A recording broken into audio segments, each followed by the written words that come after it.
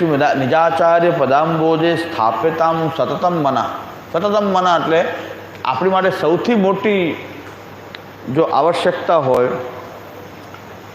કે શ્રી મહાપ્રભુજીએ જે આપણને આજ્ઞા કરી છે એ પ્રમાણે આપણે જીવન જીવવું, એ આપણા જીવનની સૌથી મોટી પ્રાથમિકતા હોય, એને કહેવાય છે નિજાચાર્ય પદાંબોજ સ્થાપ્યતામ સતતમ મનઃ.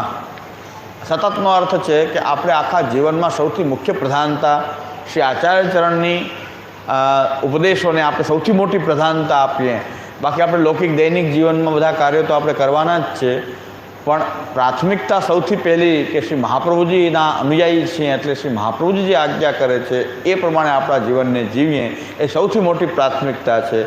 અને જેમાં કહે છે કે સતતનો અર્થ થાય છે, સતતનો અર્થ એવો નહીં કે બીજું કંઈ, પણ એનાથી વિપરીત ક્યારેય પણ ન ચાલીએ, એનાથી વિરુદ્ધ કાંઈ પણ ન કરીએ. શ્રી મહાપ્રભુજી જે પ્રણાલિકા આપણને આપી છે એનાથી વિરુદ્ધ કાંઈ પણ ક્યારેય પણ ન થાય અને એ પ્રણાલિકા અનુસાર આપણે એનું આચરણ કરીએ એને કહેવાય છે સતતમ સ્થાપનીયમ સતત સ્થાપ્યતામ સતતમ મનઃ. સતતનો અર્થ કાંઈ એવો નહીં કે આપણે બીજા બધા કાર્ય છોડી દઈએ અને કેવલ આપણે સેવા જ કરતા રહીએ, એવો સતતનો અર્થ એવો નથી.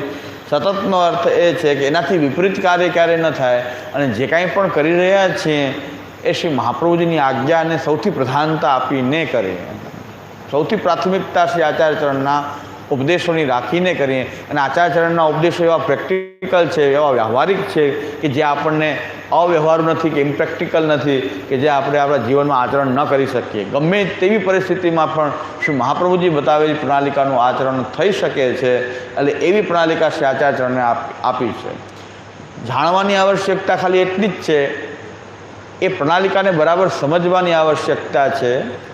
બાકી આપણને એવું લાગતું હોય કે જે પુષ્ટિ માર્ગીઓ કરી રહ્યા છે એ પુષ્ટિ માર્ગનો સિદ્ધાંત ન પણ હોય, તો પુષ્ટિ માર્ગનો સિદ્ધાંત તો શ્રી આચાર્યચરણના ગ્રંથોમાં, શ્રી મહાપ્રભુજીના ગ્રંથોમાં આપણને પ્રાપ્ત થાય છે.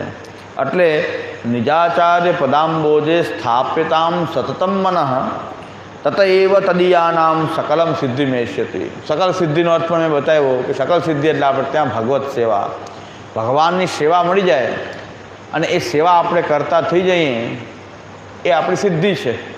તો શ્રી આચાર્યની કૃપાથી જ આ સિદ્ધિ આપણને પ્રાપ્ત થાય છે. ઘરમાં ઠાકોરજી બિરાજતા હોય છતાં પણ આપણે સેવા નથી કરી શકતા,